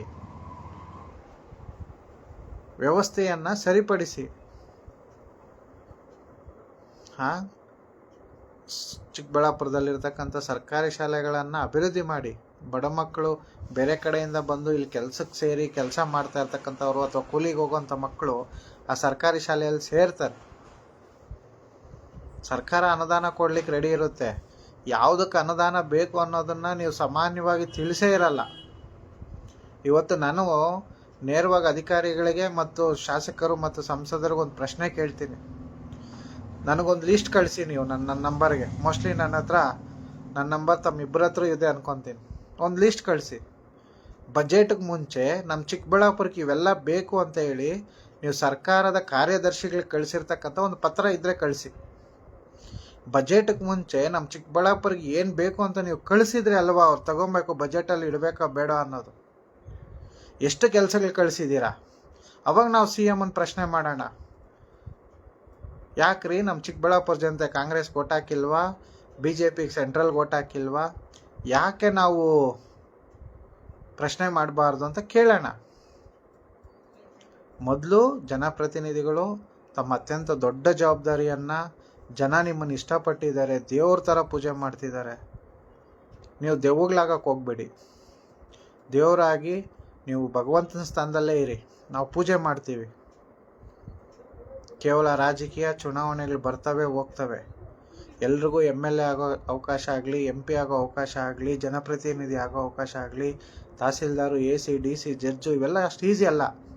ಅದರಿಂದ ನಿಮ್ಮ ಶ್ರಮ ಇರುತ್ತೆ. ಆ ಶ್ರಮ ಸಕ್ಸಸ್ ಆದಮೇಲೆ ಬಿಟ್ಬಿಟ್ರೆ ಏನು ಸುಖ? ಸಮಾಜದಲ್ಲಿ ಎಲ್ರಿಗೂ ಸಾವಿರುತ್ತೆ. ನೆನ್ಪಿಟ್ಕೊಳ್ಳಿ, ಎಲ್ರಿಗೂ ಸಾವಿರುತ್ತೆ. ಆ ಸಾವಲ್ಲಿ ಬದುಕುಳಿ ಅಂಥವ್ರು ಕೆಲವರೇ. ಅವ್ರು ಯಾರು ಅಂತಂದರೆ ಅತ್ಯಂತ ಸಮಾಜದಲ್ಲಿ ಏನಾದರೂ ಒಂದು ಅಚೀವ್ಮೆಂಟ್ ಮಾಡಿರೋಂಥವ್ರು ಮಾತ್ರ. ಆ ಸಾಲಿನಲ್ಲಿ ನೀವೆಲ್ಲ ನಿಲ್ಲಿ. ನಾವು ನಮ್ಮ ಮಕ್ಕಳಿಗೆ, ನಮ್ಮ ಮೊಮ್ಮಕ್ಕಳಿಗೆ ನಿಮ್ಮ ಬಗ್ಗೆ ಹೇಳೋ ಥರ ಇರಲಿ. ಅಂಥವನೊಬ್ಬ ನಿದ್ನಪ್ಪ ಅನ್ನೋದು ಮಾತ್ರ ಬೇಡ. ದಯವಿಟ್ಟು ಚಿಕ್ಕಬಳ್ಳಾಪುರ ನಗರಾಭಿವೃದ್ಧಿಗೆ ಯಾರು ಇಲಾಖೆ ಉಸ್ತುವಾರಿ ತೊಗೊಂಡಿದ್ದೀರೋ ದಯವಿಟ್ಟು ಮಾಡಿ. ಬಹಳ ಏಸಿಗೆ ಆಗುತ್ತೆ. ಮೋಸ್ಟ್ಲಿ ಜಿಲ್ಲಾ ಪಂಚಾಯತಿ, ತಾಲೂಕ್ ಪಂಚಾಯತಿ ಚುನಾವಣೆ ನಡೆದು 4-5 ವರ್ಷ ಆಗಿದೆ. ಯಾಕೆ ಮಾಡಲಿಕ್ಕಾಗ್ತಿಲ್ಲ? ರಾಜಕೀಯ ಪಿತೂರುಗಳ ಯಾವ ವ್ಯವಸ್ಥೆಯಲ್ಲಿ ಬದುಕ್ತಿದ್ದೀವಿ? ಇವತ್ತು ಮೋಸ್ಟ್ ಟಾಪ್ IAS ಆಫೀಸರ್ಸು ಎಲ್ಲ ಇದ್ದರೂ ಒಂದು ಮೀಸಲಾತಿಯನ್ನು ಮಾಡಲಿಕ್ಕಾಗ್ತಿಲ್ಲ ಅಂತಂದರೆ ಏನು ಮಾಡಬೇಕು? ಚುನಾವಣೆಗಳು ಯಾಕೆ ಮಾಡಬಾರ್ದು? ನಮ್ಮ ರಾಜ್ಯಗಳಲ್ಲಿ ZP ಇಲ್ಲ, TP ಇಲ್ಲ, ಚಿಕ್ಕಬಳ್ಳಾಪುರ APMC ಇಲ್ಲ, ಮಾರ್ಕೆಟ್ನ ಅದಕ್ಕೆ ಕೇಳೋನೇ ಇಲ್ಲ, ಕಾಂಪೌಂಡ್ ಇಲ್ಲ ನ್ಯಾಯವಾಗಿ, ಅಲ್ಲಿರ್ತಕ್ಕಂಥ ಇಂದಿರಾ ಕ್ಯಾಂಟೀನಲ್ಲಿ ಊಟ ತಿನ್ನೋಕ್ಕೆ ವ್ಯವಸ್ಥೆಗಳಿಲ್ಲ, ಶುಚಿತ್ವ ಇಲ್ಲ. ಯಾರು ಮಾಡ್ತಾರೆ ಇವೆಲ್ಲನೂ? ಮಾಡೋ ಅಂಥ ಅಧಿಕಾರಿಗಳು ಏನು ಮಾಡ್ತಿದ್ದೀರಾ? ನಿದ್ದೆ ಮಾಡ್ತಿದ್ದೀರಾ? ಜನ ಏನು ಮಾಡಬೇಕು? ನೀವು ಜನಕ್ಕೆ ಹೇಳ್ಬೇಕು, ಈ ಥರ ಮಾಡಿ, ಇಲ್ಲಾಂದರೆ ನಿಮ್ಗೆ ಈ ಥರ ದಂಡ ಹಾಕ್ತೀವಿ, ನೀವು ಫಾಲೋ ಮಾಡಲಿಲ್ಲ ಅಂದರೆ ನಿಮ್ಗೆ ಸಮಸ್ಯೆ ಇದೆ. ಹೂವು ರೇಟ್ ಕೇಳೋನಿಲ್ಲ, ಅವ್ರಿಗೆ ಎಷ್ಟು ಬೇಕೋ ಅಷ್ಟು ಮಾಡ್ಕೊತಾ ಇದ್ದಾರೆ. ತರಕಾರಿ ಕೇಳೋನಿಲ್ಲ, ಅವ್ರದ್ದೇ ಆಗಿದೆ. ಯಾವಾಗ ನಮ್ಮ ಚಿಕ್ಕಬಳ್ಳಾಪುರ ಅಭಿವೃದ್ಧಿ ಆಗೋದು? ಬೆಂಗಳೂರು ಉಪನಗರ ಆಗಬೇಕು ಅಂತಂದರೆ ಅಷ್ಟು ಈಸಿನಾ? ಈಗಲೇ ನಾವು ರಸ್ತೆಗಳನ್ನು, ನೀರಾವರಿ ವ್ಯವಸ್ಥೆಯನ್ನು ಮಾಡದೇ ಇದ್ದರೆ ಚಿಕ್ಕಬಳ್ಳಾಪುರ ಅಭಿವೃದ್ಧಿ ಹೆಂಗಾಗ್ತದೆ? ಚಿಕ್ಕಬಳ್ಳಾಪುರ ನಗರಾಭಿವೃದ್ಧಿ ಯಾವ ರೀತಿ ಬೆಳೀತದೆ? ಚಿಕ್ಕಬಳ್ಳಾಪುರ ನಗರಾಭಿವೃದ್ಧಿ ಆಗಬೇಕಂದ್ರೆ ನೆನ್ಪಿಟ್ಕೊಳ್ಳಿ, 3 ಅಂಶಗಳು ಬಹುಮುಖ್ಯ. ಮೂಲಭೂತ ಸೌಕರ್ಯಗಳಾಗಿ ಮೊದಲನೇದಾಗಿ ನೀರಿನ ವ್ಯವಸ್ಥೆ ಆಗಬೇಕು, ಎರಡನೇದಾಗಿ ಕಾಲುವೆ ಸಂಪರ್ಕಗಳಿರಬೇಕು, ಮೂರನೇದಾಗಿ ನಗರಾಭಿವೃದ್ಧಿ ಆಗಬೇಕು ಅಂದರೆ ಹಳ್ಳಿ ಭಾಗದಲ್ಲಿ ಕೃಷಿ ಬೆಳೆಯಂಥ ಬೆಳೆಗಳಿಗೆ ಉತ್ತಮ ರೇಟ್ ಸಿಗಬೇಕು. ಒಬ್ಬ ರೈತ ತಾನೇನಾದರೂ ಜಾಸ್ತಿ ಕೃಷಿಯಲ್ಲಿ ದುಡ್ಡು ಬಂದಾಗ ಅದನ್ನು ಇನ್ವೆಸ್ಟ್ಮೆಂಟ್ ಮಾಡೋದೇ ನಗರಗಳಲ್ಲಿ. ಹಾಗಾಗಿ ಚಿಕ್ಕಬಳ್ಳಾಪುರ ನಗರಾಭಿವೃದ್ಧಿಯಲ್ಲಿ ಎಲ್ಲ ನನ್ನ ಆತ್ಮೀಯರಲ್ಲಿ ನಾನು ಕೇಳೋದಿಷ್ಟೇ, ನಾಳೆಯಿಂದ ಸಂಪೂರ್ಣವಾಗಿ ಎಲ್ಲರೂ ಪ್ಲಾಸ್ಟಿಕ್ ನಿಷೇಧ ಮಾಡೋಣ, ನಮ್ಮ ಚಿಕ್ಕಬಳ್ಳಾಪುರವನ್ನು ಪ್ಲಾಸ್ಟಿಕ್ ಮುಕ್ತ ಮಾಡೋಣ. ಹಾಗಾಗಿ ಎಲ್ಲರಲ್ಲೂ ನನ್ನ ಸವಿ ಮನವಿ, ನಾನು ಇನ್ನು ಮುಂದಿನ ದಿನಗಳಲ್ಲಿ ಯಾವುದೇ ರೀತಿಯಾದಂಥ ಫ್ಲೆಕ್ಸ್ ಕೂಡ ಹಾಕ್ಸಲ್ಲ. ಯಾಕಂದರೆ ಬದಲಾವಣೆ ಅನ್ನೋಂಥದ್ದು ಕೇವಲ ಮಾತಾಗಿರಬಾರ್ದು, ಅದು ನನ್ನಿಂದನೇ ಪ್ರಾರಂಭ ಆಗಲಿ. ಇನ್ನು ಮುಂದೆ ನಾನು ಕೂಡ ಪ್ಲಾಸ್ಟಿಕ್ಕನ್ನು ಸಂಪೂರ್ಣವಾಗಿ ಬಳಕೆ ಮಾಡೋದು ನಿಲ್ಲಿಸ್ತೀನಿ. ಈ ವಿಡಿಯೋಗಳು ನೋಡ್ತಾ ಇರೋಂಥ ಎಲ್ಲರಲ್ಲೂ ನನ್ನ ಮನವಿ ಏನಂದರೆ, ಪ್ಲಾಸ್ಟಿಕ್ನ ಆದಷ್ಟು ನಿಲ್ಲಿಸೋಣ, ಪ್ಲಾಸ್ಟಿಕ್ ಮುಕ್ತ ಚಿಕ್ಕಬಳ್ಳಾಪುರ ಮಾಡೋಣ. ಇದರಿಂದ ಖಂಡಿತ ನಮಗೆ ಮುಂದಿನ ಭವಿಷ್ಯತ್ ಪ್ರಜೆಗಳಿಗೆ, ನನ್ನ ಮಕ್ಕಳಾಗಿರ್ಬೋದು, ತಮ್ಮ ಮಕ್ಕಳಾಗಿರ್ಬೋದು, ಬರೋವಂಥ ಮೊಮ್ಮಕ್ಕಳು, ಮುಂದಿನ ಯುವ ಪೀಳಿಗೆ ಏನಿದೆ ಅವುಗಳಿಗೆ ಉತ್ತಮ ಭೂಮಿ, ಮಣ್ಣು, ಗಾಳಿ, ನೀರು ಇಂಥ ವ್ಯವಸ್ಥೆಯನ್ನು ನಾವು ಬಿಟ್ಕೊಟ್ಟು ಹೋಗಬೇಕಾಗಿದೆ. ಅದು ಬಿಟ್ಟು ನಾವು ಯಾವುದೋ ಬಿಲ್ಡಿಂಗು, ಕಾಂಪ್ಲೆಕ್ಸು, ಜಮೀನು ಬಿಟ್ಟೋದ್ರೆ ಯಾವುದು ಪ್ರಯೋಜನ ಇಲ್ಲ. ಹಾಗಾಗಿ ದಯವಿಟ್ಟು ಎಲ್ಲರಲ್ಲೂ ಮನವಿ ಮಾಡ್ತೇನೆ, ಇದು ಗಂಭೀರ ವಿಚಾರ ಆಗಿದೆ. ನಮ್ಮ ನಗರಾಭಿವೃದ್ಧಿ ಬೆಳಿಬೇಕು. ನಮ್ಮ ನಗರ ಬೆಳೆದ್ರೆ ಖಂಡಿತ ಮತ್ತಷ್ಟು ಅವಕಾಶಗಳು, ಉದ್ಯೋಗಾವಕಾಶಗಳು ನಮ್ಮ ಭಾಗದ ಯುವಕರಿಗೆ ಸಿಗ್ತದೆ. ಹಾಗಾಗಿ ನಗರಾಭಿವೃದ್ಧಿ ಅನ್ನುವಂಥದ್ದು ದೊಡ್ಡ ಯೋಜನೆಗಳಾಗಬೇಕಾಗಿದೆ. ನಾನು ಈ ಸಂದರ್ಭದಲ್ಲಿ ನಮ್ಮ ಚಿಕ್ಕಬಳ್ಳಾಪುರ ಶಾಸಕರು ಹಾಗೂ ಸಂಸದರು ಇಬ್ಬರಿಗೂ ಮನವಿ ಮಾಡ್ತೇನೆ, ಇಬ್ಬರು ಕೂರಿ, ಇಬ್ಬರು ಮಾತಾಡಿ, ಹಳೇದೆಲ್ಲ ಮರೀರಿ, ಒಬ್ಬ ಅಣ್ಣ ತಮ್ಮನ ಥರ ನೀವು ಜೊತೆಯಲ್ಲಿರಿ. ಸಮಾಜ ಏನಾದರೂ ಅಂದ್ಕೊಳ್ಳಿ, ಸಮಾಜದ ಬಗ್ಗೆ ತಲೆ ಕೆಡ್ಸ್ಕೊಂಬೇಡಿ. ನಿಮ್ಮಿಬ್ಬರಿಗೂ ಓಟ್ ಹಾಕಿದ್ದಾರೆ, ಆ ಓಟ್ ಹಾಕಿರೋರ್ಗೆ ಏನು ಬೇಕು ಅನ್ನೋದನ್ನು ನೀವು ಕೇಳಿ, ಅದನ್ನು ಇಬ್ಬರೂ ಸೇರ್ ಮಾಡಿ. ನೀವು ಇನ್ನೂ ಮುಂದೆ ಚೆನ್ನಾಗಿ ನಾಯಕರಾಗಿ ಬೆಳೀರಿ. ಒಬ್ಬರು CM ಆಗ್ರಿ, ಒಬ್ಬರು PM ಆಗ್ರಿ, ನಾವು ಜೊತೇಲಿ ನಿಲ್ತೀವಿ. ಇಲ್ಲಿ ಯಾವುದೇ ಒಡನಾಟಗಳು ಬೇಡನಾಟಗಳು ಬೇಡ. ಚುನಾವಣೆ ಇದ್ದಾಗ 40 ದಿನ ನಾವು ಪಕ್ಷಕ್ಕಾಗಿ ದುಡಿಯೋಣ, ಗೆದ್ದ ಮೇಲೆ ನಮ್ಮ ಚಿಕ್ಕಬಳ್ಳಾಪುರ ಜನತೆಗಾಗಿ ದುಡಿಯೋಣ. ಮುಂದಿನ ದಿನಗಳಲ್ಲಿ ನೀವು ಈ ಕೆಲಸ ಮಾಡಿದ್ದೇ ಆದರೆ ನೀವು ನಾಮಿನೇಷನ್ ಹಾಕಿದ್ರೂ ಗೆಲ್ತೀರ. ಇಲ್ಲ ನಾವು ಅವ್ನು ಬೈತೀವಿ, ಇವ್ನು ಬೈಕೊಂಡು ಓಡಾಡ್ತೀವಿ, ಇವ್ನು ಬೈತಾರೆ, ಅವರೇನೋ ಕೌಂಟ್ರು ಕೊಟ್ಟರು ನೀವು ಕೊಡ್ತೀನಿ ಅಂತಂದರೆ ಮುಂದಿನ ಎಲೆಕ್ಷನಲ್ಲೂ ನೀವು ದುಡ್ಡು ತಂದೆ ಗೆಲ್ಲಬೇಕಾಗುತ್ತೆ. ಆದರೆ ಇವತ್ತು ಬರೋವಂಥ ಮುಂದಿನ ನಮ್ಮ ನೀರವ ಸಮಸ್ಯೆಗಳಿಂದ ಆಗ್ತಕ್ಕಂಥ ರೋಗ ರುಜಿನಗಳಿಗೆ ಭಗವಂತನ ನಿಮ್ಮ ಕಾರಣ ಇಲ್ಲ ಅಂದರೆ ಸಂತೋಷ. ನೀವೇನಾದರೂ ಇದರಲ್ಲೂ ಕಾರಣಭೂತರಾಗಿದ್ದರೆ ಖಂಡಿತ ನಾನು ಹೇಳಲಿಕ್ಕಾಗಲ್ಲ. ಮುಂದಿನ ದಿನಗಳಲ್ಲಿ ಆ ಭಗವಂತ ನಿಮ್ಮನ್ನು ಕಾಪಾಡಲಿಕ್ಕೂ ಕಷ್ಟ ಆಗ್ತದೆ. ಹಂಗಂದರೆ ಭಗವಂತ ಎಲ್ಲವನ್ನ ನೋಡ್ತಿರ್ತಾನೆ. ಭಗವಂತ ಒಂದು ಸರಿ ನಮ್ಮ ಕೈ ಬಿಟ್ಟನು ಅಂತಂದರೆ ನಾವು ಏನನ್ನೂ ಮಾಡಲಿಕ್ಕಾಗಲ್ಲ. ಹಾಗಾಗಿ ನಿಮ್ಮಿಬ್ಬರಲ್ಲೂ ನಾನು ವಿನಯ ಮಾಡ್ತೀನಿ, ಇಬ್ಬರೂ ಒಂದೂರಿನವರು, ಅಣ್ಣ ತಮ್ಮಂದ್ರ ಥರ ಬೆಳೆದಿದ್ದೀರ. ನಮ್ಮ ಚಿಕ್ಕಬಳ್ಳಾಪುರವನ್ನು ಕಾಪಾಡಿ, ಅದು ನಿಮ್ಮಿಬ್ಬರ ಕರ್ತವ್ಯ. ನಿಮ್ಮಿಬ್ಬರಿಗೂ ನಾನು ಸದಾ ಚಿರಋಣಿಯಾಗಿರ್ತೀನಿ ಈ ವಿಚಾರದಲ್ಲಿ. ನೀವು ಮಾಡೋ ಒಳ್ಳೆ ಕೆಲಸಕ್ಕೆ ನೀವು ಯಾವುದೇ ಪಕ್ಷದಲ್ಲಿರಿ, ನಾನು ಸಪೋರ್ಟ್ ಮಾಡ್ತೀನಿ. ನನ್ನ ಕೈಲಾಗಿದ್ದು ನಾನೆಲ್ಲವನ್ನು ಮಾಡ್ತೀನಿ ಅಂತ ಹೇಳಲಿಕ್ಕಾಗಲ್ಲ. ನಮ್ಮ ಚಿಕ್ಕಬಳ್ಳಾಪುರದ ಅಭಿವೃದ್ಧಿ ನಿಟ್ಟಿನಲ್ಲಿ ತಾವೇನೇ ಕ್ರಮ ತಗೊಂಡ್ರೂ ಅದನ್ನು ನಿಮ್ಮ ಜೊತೆ ನಾನು ಇರ್ತೀನಿ ಅಂತ ಹೇಳ್ತೀನಿ. ಹಾಗೆ ನಮ್ಮ ಜನತೆಗೆ ಮತ್ತೊಮ್ಮೆ ಮನವಿ, ಇವತ್ತಿಂದ ನಾಳೆಯಿಂದ ಈ ಕ್ಷಣದಿಂದ ಪ್ಲಾಸ್ಟಿಕ್ ಮುಕ್ತ ಮಾಡೋಣ. ಅದೇ ರೀತಿ ಎಲ್ಲ ಸಂಸದರು, ಸಚಿವರು, ಶಾಸಕರು ನಾನು ಇಷ್ಟೇ ಕೇಳೋದು, ಚಿಕ್ಕಬಳ್ಳಾಪುರಕ್ಕೆ ನೀರು ತನ್ನಿ. ಇಲ್ಲ ಅಂದರೆ ಧೈರ್ಯವಾಗಿ ರಾಜೀನಾಮೆಯನ್ನು ನೀಡಿ. ನಿಮ್ಮ ಜೊತೆ ನಾವಿದ್ದೀವಿ, ನಿಮ್ಮ ಜೊತೆ ಸರ್ಕಾರ ಅವಶ್ಯಕತೆ ಇಲ್ಲ, ಜನಗಳಾದ ನಾವಿದ್ದೀವಿ. ಸದನದಲ್ಲಿ ಪ್ರಶ್ನೆ ಮಾಡಿ, ಚಿಕ್ಕಬಳ್ಳಾಪುರಕ್ಕೆ ನೀರು ಬೇಕೇ ಬೇಕು, ಬೇರೆ ಆಪ್ಷನ್ನೇ ಇಲ್ಲ. ಇವತ್ತು ಟ್ರೈ ಮಾಡಿದ್ರೆ ಅಟ್ಲೀಸ್ಟ್ ಇನ್ನೊಂದು 4-5 ವರ್ಷಕ್ಕಾದರೂ ನಮ್ಮ ಚಿಕ್ಕಬಳ್ಳಾಪುರ ಭಾಗಕ್ಕೆ ಸುಸರ್ಜಿತವಾದ ನೀರು ಬರ್ತದೆ. ಈ ಥರ ನಾವು ಬಜೆಟ್ಗಳನ್ನು ನಿರ್ಲಕ್ಷ್ಯ ಮಾಡ್ತಾ ಹೋಗಿದ್ರೆ ಯಾವುದೇ ಪ್ರಯೋಜನ ಇಲ್ಲ. ಹಾಗಾಗಿ ದಯವಿಟ್ಟು ಇವೆಲ್ಲವನ್ನು ಪರಿಗಣಿಸ್ತೀರಿ. ಜನತೆಯಲ್ಲಿ ನಾನು ಇಷ್ಟೇ ಕೇಳೋವಂಥದ್ದು, ನಗರಾಭಿವೃದ್ಧಿ ಆಗಲಿ, ನಗರಾಭಿವೃದ್ಧಿಯಿಂದ ಅತ್ಯಂತ ಸ್ವಲ್ಪ ಎಜುಕೇಷನ್ ಪಡೆದಿರೋರಿಗೆ ಒಂದು ಒಳ್ಳೆಯ ಜಾಬುಗಳು ಸಿಗ್ತವೆ, ಅವರ ಜೀವನ ಮಟ್ಟ ಮತ್ತಷ್ಟು ಹೆಚ್ಚಿಸ್ತದೆ ಅಂತ ಹೇಳ್ತೇನೆ. ಹಾಗಾಗಿ ಭಾಳ ಇವತ್ತು ಮೋಸ್ಟ್ಲಿ ಸ್ವಲ್ಪ ಭಾವನಾತ್ಮಕವಾಗಿ ಮಾತಾಡಿದ್ದೀನಿ. ಕಾರಣ ಇಷ್ಟೇ, ನಾನು ಸಿದ್ದರಾಮಯ್ಯನವ್ರನ್ನ ತುಂಬ ಹಚ್ಕೊಂಡಿದ್ದೆ. ಆದರೆ ಅವ್ರ ಬಜೆಟಲ್ಲಿ ನಮ್ಮ ಚಿಕ್ಕಬಳ್ಳಾಪುರ ಕೊಟ್ಟಿದ್ದು ನೋಡಿ ಭಾಳ ನೋವಾಗಿದೆ. ಯಾಕೆ ಸರ್ ಈ ಥರ ಮಾಡಿದ್ರು ಅನ್ನೋದು ಇವತ್ತಿಗೂ ನನಗೆ ಆಗ್ತಾಯಿಲ್ಲ. ಚಿಕ್ಕಬಳ್ಳಾಪುರ ಭಾಗದಲ್ಲಿ 4 ಜನ ಕಾಂಗ್ರೆಸ್ MLAಗಳಿದ್ರು, ಇವತ್ತು ಏನೂ ಪ್ರಯೋಜನ ಆಗಿಲ್ಲ. ಯಾರೂ ಕೂಡ ಇದನ್ನು ಪ್ರಶ್ನೆ ಮಾಡ್ತಿಲ್ಲ, ಅದೊಂದು ದುರ್ದೈವ. ಯಾರೂ ಕೂಡ ಎದೆ ತಟ್ಟಿ ಹೇಳ್ತಿಲ್ಲ, ನಾನು ಹೋಗಿ ಕೇಳಿದೆ ಇವತ್ತು ಕೊಡ್ತಾ ಮುಂದಿನ ಸರಿ ಕೊಡ್ತಾರೆ ಅನ್ನೋರು ಕೂಡ ಇಲ್ಲ. ಇದೆಲ್ಲ ಜನ ನೋಡ್ತಿರ್ತಾರೆ. ಸಾಮಾನ್ಯವಾಗಿ ಇದು ಚಿಕ್ಕ ವಿಷಯ ಅಲ್ಲ. ದಯವಿಟ್ಟು ಬಂಧುಗಳೇ, ನಾನು ಜನತೆಯಲ್ಲಿ ಕೇಳೋದಿಷ್ಟೇ, ನಾಯಕರನ್ನು ಬೈಬೇಡಿ, ಅವ್ರಿಗೆ ಸಲಹೆಗಳನ್ನು ಕೊಡಿ, ಅವರಲ್ಲಿ ಮನೋಧೈರ್ಯವನ್ನು ತುಂಬಿಸಿ. 2 ಲಕ್ಷ ಜನವನ್ನು ಪ್ರತಿನಿಧಿಸಕ್ಕಂಥ MLAನ, 10 ಲಕ್ಷ ಜನ ಪ್ರತಿನಿಧಿಸಕ್ಕಂಥ MPನ ಬಾಯಿಗೆ ಬಂದಂಗೆ ಬೈದರೆ ಅವ್ರು ಏನು ಕೆಲಸ ಮಾಡ್ತಾರೆ? ದಯವಿಟ್ಟು ಇನ್ಮೇಲೆ ಬೈಬೇಡಿ. ನೀವು ಚಿಕ್ಕಬಳ್ಳಾಪುರ ಅಭಿವೃದ್ಧಿ ಆಗಬೇಕಾ, ಅವ್ರ ಮನೆ ಹತ್ರ ಹೋಗಿ ನಿಮ್ಮ ಸಲಹೆಗಳೇನಿದೆ, ನಿಮ್ಮ ಆಲೋಚನೆಗಳೇನಿದೆ, ನಿಮ್ಮ ಐಡಿಯಾಲಜಿ ಏನಿದೆ ಅವ್ರಿಗೆ ವಿವರಿಸಿ. ಅಣ್ಣ ನಾವು ಇಷ್ಟು ಜನನ ಕರ್ಕೊಂಬರ್ತೀವಿ, CM ಹತ್ರ ಯಾವಾಗ ಬರಬೇಕು, ನಾವು ಇಷ್ಟು ಜನನ ಚಿಕ್ಕಬಳ್ಳಾಪುರದಲ್ಲಿ ಸೇರಿಸೋಣ, ಯಾವತ್ತು ಮಾಡೋಣ, ಈ ಥರ ಮಾತಾಡೋಣ. ನಮ್ಮ ಚಿಕ್ಕಬಳ್ಳಾಪುರ ರೆಪ್ರೆಸೆಂಟ್ ಪೀಪಲ್ಸ್ನ ದಾರಿಯಲ್ಲಿ ಬಸ್ ಸ್ಟ್ಯಾಂಡ್ಗಳಲ್ಲಿ ಬೈಕೊಂಡು ಓಡಾಡಿದ್ರೆ ನಮ್ಮ ಚಿಕ್ಕಬಳ್ಳಾಪುರ ಮರ್ಯಾದೆನೇ ಹೋಗೋದು. ನಾನು ಹಾಗಾಗಿ ದಯವಿಟ್ಟು ತಮ್ಮಲ್ಲಿ ಕೇಳ್ಕೊತೀನಿ, ಯಾವ MLAನೂ ಬೈಬೇಡಿ, ಯಾವ MPನೂ ಬೈಬೇಡಿ. ಅವ್ರನ್ನ ನಮ್ಮ ದರಿಗೆ ತೊಗೊಬೇಕು. ನಾವು ಬೈದರೆ ಏನಾಗ್ತದೆ, ಇವ್ರು ಇಷ್ಟೇನಾ ಬಿಡಿ ಹಂಗೆ ಇರಲಿ ಅಂತಾರೆ. ನಮ್ಮಲ್ಲಿರ್ತಕ್ಕಂಥ ಆಲೋಚನೆಗಳನ್ನು, ನಮ್ಮ ಸಲಹೆ ಸೂಚನೆಗಳನ್ನು ನಾವು ಅವ್ರಿಗೆ ತಲುಪಿಸೋಣ. ಆ ಕೆಲಸ ನಾವು ಮಾಡಬೇಕು. ಹ್ಯಾಶ್ಟ್ಯಾಗಲ್ಲಿ ಕ್ರಿಯೇಟ್ ಮಾಡಿ, ಚಿಕ್ಕಬಳ್ಳಾಪುರ ಸೇವ್ ಅಂತ ಮಾಡಿ, ಚಿಕ್ಕಬಳ್ಳಾಪುರ ನೀಡ್ ವಾಟ್ರ್ ಅಂತ ಮಾಡಿ. ಅನೇಕ ಯೂತ್ಸ್ ಇದ್ದೀರ, ಮಾಡೋಣ. MLA ನ MP ನ ರೋಡಲ್ಲಿ ಬೈಕೊಂಡು ಓಡಾಡ್ಬಿಟ್ರೆ ಚಿಕ್ಕಬಳ್ಳಾಪುರಕ್ಕೆ ನೀರು ಬರಲ್ಲ.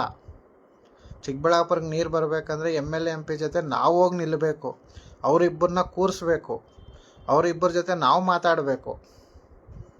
ನನಗೆ ಪ್ರದೀಪ್ ಈಶ್ವರ್ ಅಷ್ಟೇ, ಸುಧಾಕರ್ ಅಷ್ಟೇ ಭಾಳ ಹತ್ತಿರದಿಂದ ನೋಡಿದ್ದೀನಿ. ಇಬ್ಬರಿಗೂ ಒಳ್ಳೆ ಮನಸ್ಸಿದೆ. ಇಬ್ಬರೂ ಕಷ್ಟಪಟ್ಟ ಮೇಲೆ ಬಂದಿರೋರು, ಯಾರೂ ಚಿನ್ನ ಸ್ಪೂನ್ ಇಟ್ಕೊಂಡು ಬಂದಿಲ್ಲ. ಇಬ್ಬರೂ ಕಷ್ಟಪಟ್ಟು ಮೇಲೆ ಬಂದಿದ್ದಾರೆ.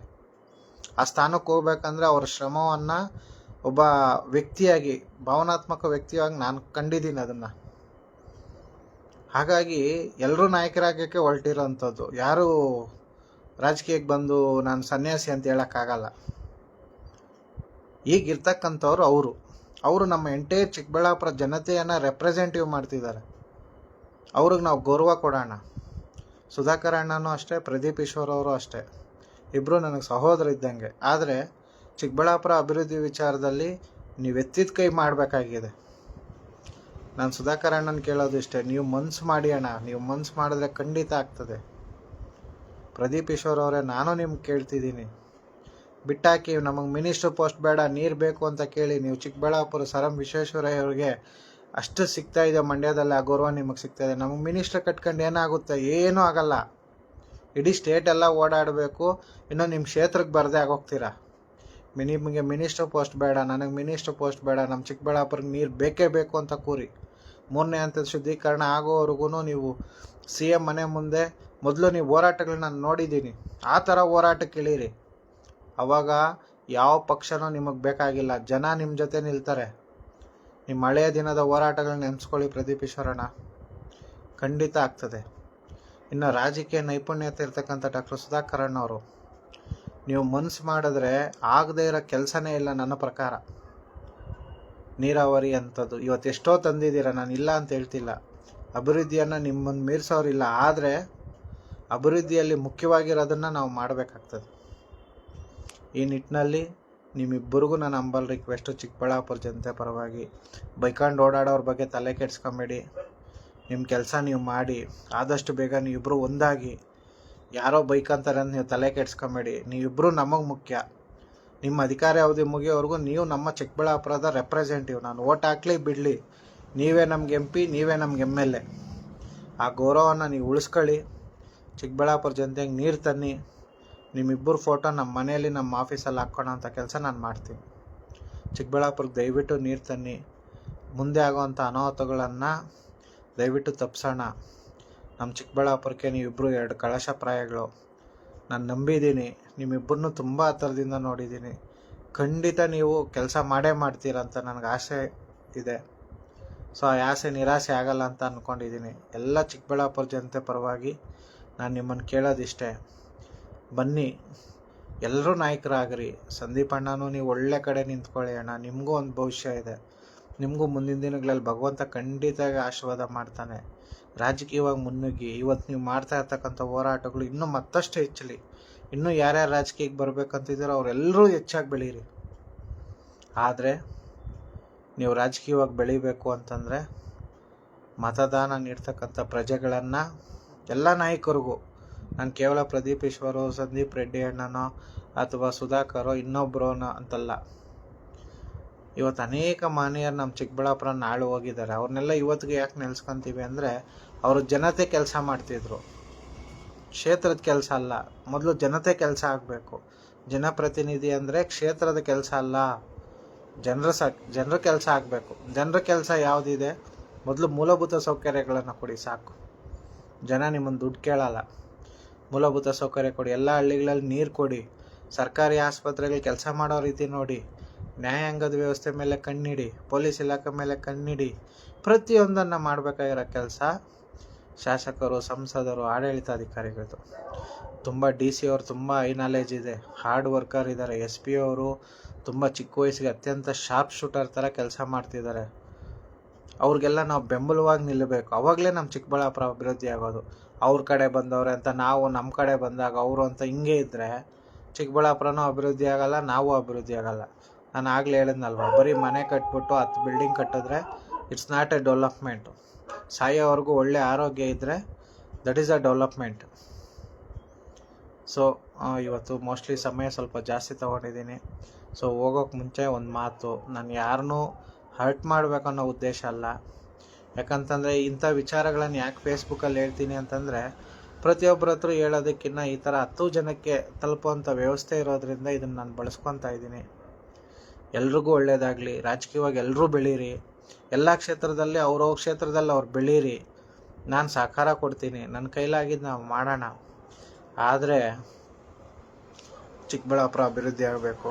ಪಕ್ಷಕ್ಕಾಗಿ ದುಡಿದ ಕಾರ್ಯಕರ್ತರನ್ನು ಗೌರವಿಸಿ ಮೊದಲು ಅವ್ರು ಕೆಲಸ ಮಾಡಿಕೊಡಿ. ನಾನು ತುಂಬ ಕೆಲವೊಂದು ವಿಚಾರಗಳನ್ನು ನೋಡ್ತಾ ಇರ್ತೀನಿ. ಕಳೆದ 1 ವರ್ಷಗಳಿಂದ ಅನೇಕ ಜನರನ್ನು ಬೇಡ್ಕೊಂಡಿದ್ದೀವಿ ಕೆಲವೊಂದು ಕೆಲಸಗಳಿಗಾಗಿ. ಇವತ್ತವರೆಗೂ ಅವ್ರು ಮಾಡೋಕ್ಕಾಗಲಿಲ್ಲ. ಕಾರಣ ಗೊತ್ತಿಲ್ಲ. ನನಗೇನು ಬೇಜಾರಿಲ್ಲ. ಮೋಸ್ಟ್ಲಿ ನನಗೇನು ಅದು ಇನ್ನೊಂದೇನೋ ವ್ಯವಸ್ಥೆ ಇರ್ಬೋದು. ಬಹಳ ಸಂತೋಷ ಆಗಲಿ, ಅವ್ರಿಗೂ ಆಗಲಿ, ನಾನು ಕಾಯ್ತೀನಿ. ಆದರೆ ಈ ನೀರಾವರಿ ವಿಚಾರ, ಚಿಕ್ಕಬಳ್ಳಾಪುರಗೊಂದು ಒಳ್ಳೆಯ ಯೋಜನಾ ಪ್ರಾಧಿಕಾರ ದಯವಿಟ್ಟು ಮಾಡಿ. ಆ ಯೋಜನಾ ಪ್ರಾಧಿಕಾರದಲ್ಲಿ ಯಾರಾದರೂ ನಮ್ಮ ಚಿಕ್ಕಬಳ್ಳಾಪುರದಲ್ಲಿ ಟಾಪ್ ಇಂಜಿನಿಯರ್ಸು, ಟೌನ್ ಪ್ಲ್ಯಾನರ್ಸು, ಡಿಸೈನರ್ಸು ಅಂಥವ್ರಿಗೆ ಯಾರನ್ನಾದರೂ ಸದಸ್ಯರನ್ನ ಮಾಡಿ. ಅಟ್ಲೀಸ್ಟ್ ನಾಮಕ ವ್ಯವಸ್ಥೆಗಾದರೂ ಮಾಡಿ. ಅವರೊಂದು ಐಡಿಯಾಲಜಿಗಳನ್ನು ಅಲ್ಲಿರ್ತಕ್ಕಂಥ ಚೇರ್ಮನ್ಗೆ ಅವ್ರಿಗೆ ಕೊಡೋವಂಥ ವ್ಯವಸ್ಥೆ ಆಗಲಿ. ಚಿಕ್ಕಬಳ್ಳಾಪುರ ಖಂಡಿತ ಅಭಿವೃದ್ಧಿ ಆಗ್ತದೆ. ಈಗಿರ್ತಕ್ಕಂಥ ಜನಪ್ರತಿನಿಧಿಗಳನ್ನು ಮುಂದಿನ ಪೀಳಿಗೆ ಕೂಡ ಜ್ಞಾಪಕ ಇಟ್ಕೊಬೇಕಂದ್ರೆ ಈ ಕೆಲಸಗಳಾಗಬೇಕು ಅಂತ ಹೇಳ್ತಾ, ಜನತೆಗೆ ನಾನು ಮತ್ತೊಮ್ಮೆ ಮನವಿ, ಈಗ ಯಾವ ರೀತಿ ನಾವು ಹೆಲ್ಮೆಟ್ನ ಕಡ್ಡಾಯವಾಗಿ ಬಳಸ್ತಾ ಇದ್ದೀವೋ ಅದೇ ರೀತಿ ಪ್ಲಾಸ್ಟಿಕ್ ಮುಕ್ತವನ್ನು ನಾವು ಪ್ರಾರಂಭ ಮಾಡೋಣ.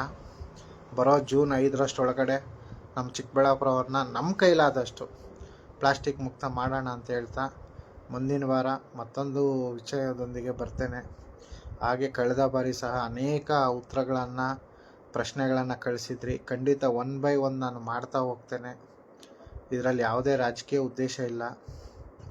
ಭಗವಂತನ ಇಚ್ಛೆ ಏನಿರುತ್ತೋ, ಯಾಕಂದರೆ ನಾಳೆ ಬೆಳಗ್ಗೆ ಎದ್ದೇಳ್ತೀವೋ ಇಲ್ಲ ಅನ್ನೋದೇ ಗೊತ್ತಿರಲ್ಲ. ಮುಂದೆ ಯಾವಾಗೋ ಆಗೋಂಥದ್ದನ್ನು ಊಹೆಗಳು ಮಾಡಿಕೊಂಡು ಜೀವನ ಮಾಡೋಂಥ ವ್ಯಕ್ತಿ ನಾನಲ್ಲ. ನಾನು ಇವತ್ತಿನ ದಿನ ಮಾತ್ರ ನಂಬ್ತೀನಿ ನನ್ನ ಜೀವನದಲ್ಲಿ. ಹಾಗಾಗಿ ರಾಜಕೀಯ ಭವಿಷ್ಯ ಏನಾದರೂ ಇರ್ಬೋದು, ಅದು ದೈವ ಇಚ್ಛೆ, ಜನಿಚ್ಛೆ. ನನ್ನ ಕೈಲಾಗಿದ್ದು ಯಾಕೋ ಹೇಳ್ಕೊಳ್ಬೇಕಂತ ವಿಚಾರಗಳು ಬಂದಂಥ ಸಂದರ್ಭದಲ್ಲಿ ಅವುಗಳನ್ನ ನಿಮ್ಮ ಜೊತೆ ಮಾತಾಡಬೇಕು, ನಿಮ್ಮ ಜೊತೆ ಶೇರ್ ಮಾಡ್ಕೊಬೇಕು ಅನ್ನೋ ವಿಚಾರಕ್ಕೆ ನಾನು ಬರ್ತಾಯಿದ್ದೀನಿ. ಸೊ ಎಲ್ಲರಿಗೂ ಒಳ್ಳೆಯದಾಗಲಿ. ಮುಂದಿನ ದಿನಗಳಲ್ಲಿ ತುಂಬ ಕೆಲಸಗಳಾಗ್ತವೆ. ಆ್ಯಂಡ್ ಕೆಲವೊಂದು ಅಂಶಗಳು ತಿಳಿಸ್ತಾ ಇದ್ದೀರಾ. ಖಂಡಿತ ನಾನು ಅದನ್ನು ಮಾಡ್ತೇನೆ. ವಿಶ್ವಣ್ಣ, ನೀವು ಹೇಳಿದ ಕೆಲಸ ಖಂಡಿತ ಆಗುತ್ತೆ. ಉನ್ನತಿ ವಿಶ್ವಣ್ಣ, ಖಂಡಿತ ಅದನ್ನು ನಾಳೆನೇ ನಾನು ಸಾಲ್ವ್ ಮಾಡ್ತೇನೆ. ಯಾಕೆಂತಂದರೆ ಒಬ್ಬ ಅಧಿಕಾರಿ ಬಂದ ತಕ್ಷಣ ಅವ್ರಿಗೆ 2-3 ದೊಡ್ಡ ಕಾರ್ಯಕ್ರಮಗಳು ನಿಗದಿಯಾಗಿದ್ದು, ಈಗಾಗಲೇ ನಾನು ಈ ವಿಚಾರನ ಅವ್ರ ಜೊತೆ ಚರ್ಚೆ ಮಾಡಿದ್ದೆ. ಸೊ ಆದಷ್ಟು ಬೇಗ ಅವರು ಕಾರ್ಯಪ್ರವೃತ್ತರಾಗ್ತಾರೆ. ಯಾಕಂದರೆ ದೊಡ್ಡ ಕಾರ್ಯಕ್ರಮಗಳು ಮಾಡಿದಾಗ 15-20 ದಿನ ಪೂರ್ವ ತಯಾರಿ ಇರುತ್ತೆ. ಯಾಕಂದರೆ ಒಂದು ಕ್ಷೇತ್ರಕ್ಕೆ ರಾಜ್ಯದ ಮುಖ್ಯಮಂತ್ರಿ ಮತ್ತು ಸೆಂಟ್ರಲ್ ಮಿನಿಸ್ಟ್ರಿಗಳು ಬಂದಾಗ ಖಂಡಿತ ಅದು ದೊಡ್ಡ ವ್ಯವಸ್ಥೆ ಆಗಿರ್ತದೆ. ಆ ನಿಟ್ಟಿನಲ್ಲಿ ಕೆಲಸ ಆಗಿಲ್ಲ. ಖಂಡಿತ ಅವ್ರಿಗೂ ಅದು ಬೇಜಾರಿದೆ. ಅವರು ಸಹ ಕಾರ್ಯೋನ್ಮುಖ ಆಗ್ತಾರೆ. ಆ ವಿಚಾರ ನಾನು ಈಗಾಗಲೇ ಹೇಳಿದ್ದೀನಿ ಅಂತ ಹೇಳ್ತಾ, ಸೊ ಎಲ್ರಿಗೂ ನಾನು ಮತ್ತೊಮ್ಮೆ ನಮಸ್ಕಾರ ಹೇಳ್ತಾ ಈ ಶನಿವಾರದ ವಿಚಾರವನ್ನು ಮುಗಿಸ್ತಾ ಇದ್ದೇನೆ. ಮತ್ತೊಂದು ವಾರ ಮತ್ತೊಂದು ಸಂಚಿಕೆ ಜೊತೆ ಬರ್ತೇನೆ. ಹಾಗೆ ನಾಳೆ ಮಹಿಳಾ ದಿನಾಚರಣೆ ಇದೆ. ಹಾಗಾಗಿ ಎಲ್ಲ ನನ್ನ ತಾಯಿ ಸಮಾನರು ಹಾಗೂ ನನ್ನ ಅಕ್ಕ ಸಮಾನರು ಹಾಗೂ ನನ್ನ ತಂಗಿ ಸಮಾನರು ಎಲ್ಲರಿಗೂ ಸಹ ಮಹಿಳಾ ದಿನಾಚರಣೆಯ ಶುಭಾಶಯಗಳು. ಎಲ್ಲರನ್ನೂ ನಾವು ಸಮಾಜದಲ್ಲಿ ಗೌರವಿಸೋಣ, ಮಹಿಳೆಯರನ್ನು ರಕ್ಷಣೆ ಮಾಡೋಣ, ಆ ಜವಾಬ್ದಾರಿಯನ್ನು ನಾವು ಹೊರೋಣ. ಜನ್ಮ ಕೊಟ್ಟ ತಾಯಿ, ಜೊತೆಯಲ್ಲಿ ಬೆಳೆದ ಅಕ್ಕ ತಂಗಿ, ನಮ್ಮನ್ನು ನಂಬಿ ಬಂದಂಥ ನಮ್ಮ ಧರ್ಮ ಪತ್ನಿ, ನಮಗೆ ನಮ್ಮ ವಂಶಸ್ಥರಾದ ತಾತ ಅಜ್ಜಿಯಂದ್ರನ್ನ, ಇವ್ರನ್ನೆಲ್ಲರೂ ನಾವು ಸ್ಮರಿಸೋಣ. ನಾಳೆ ಎಲ್ಲರೂ ವುಮೆನ್ಸ್ ಡೇನ ತಾರ್ಕಿಕವಾಗಿ ಮತ್ತು ಅತ್ಯಂತ ವಿಶೇಷ ರೀತಿಯಲ್ಲಿ ಆಚರಣೆ ಮಾಡಿ, ಸಂಬಂಧಪಟ್ಟ ನಿಮಗೆ ಜೀವನದಲ್ಲಿ ಯಾರ್ಯಾರು ಸಹಕಾರ ನೀಡಿದಾರೋ ಅವ್ರಿಗೆಲ್ಲ ಒಂದು ಒಳ್ಳೆಯ ವಿಷಸ್ಸನ್ನು ಹೇಳಿ, ಉತ್ತಮ ಸಮಾಜದಲ್ಲಿ ಖಂಡಿತ ನಾವು ಆ ಕೆಲಸವನ್ನು ಮಾಡೋಣ. ಇವತ್ತು ನಾನಿಷ್ಟು ಹೆಚ್ಚಿನ ಮಟ್ಟಕ್ಕೆ ಹೆಚ್ಚಾಗಲು ಕಾರಣೀಕರ್ತಕ್ಕಂಥ ಎಲ್ಲ ಮಹಿಳೆಯರಿಗೆ ನಾನು ಮತ್ತೊಮ್ಮೆ ಮಹಿಳಾ ದಿನಾಚರಣೆ ಶುಭಾಶಯಗಳನ್ನು ತಿಳಿಸ್ತೀನಿ. ಎಲ್ಲರಿಗೂ ಒಳ್ಳೆಯದಾಗಲಿ, ಸಮಾಜ ಉತ್ತಮ ರೀತಿಯಾಗಿರಲಿ, ಸಮಾಜದಲ್ಲಿ ಬದುಕುವಂಥ ಎಲ್ಲ ವ್ಯಕ್ತಿಗಳು ಸಮಾನವಾಗಿ ಸಾಮಾಜಿಕವಾಗಿ ಬದುಕಲಿ, ಜೀವನ ಮಾಡಲಿ ಅಂತ ಹೇಳ್ತಾ, ಸೊ ಮುಂದಿನ ವಾರ ಶನಿವಾರ ಮತ್ತೊಮ್ಮೆ ತಮ್ಮನ್ನು ಭೇಟಿ ಆಗ್ತೀನಿ ಅಂತ ಹೇಳ್ತಾ ನಾನು ಮಾತು ಮುಗಿಸ್ತೇನೆ. ಎಲ್ರಿಗೂ ನಮಸ್ಕಾರ.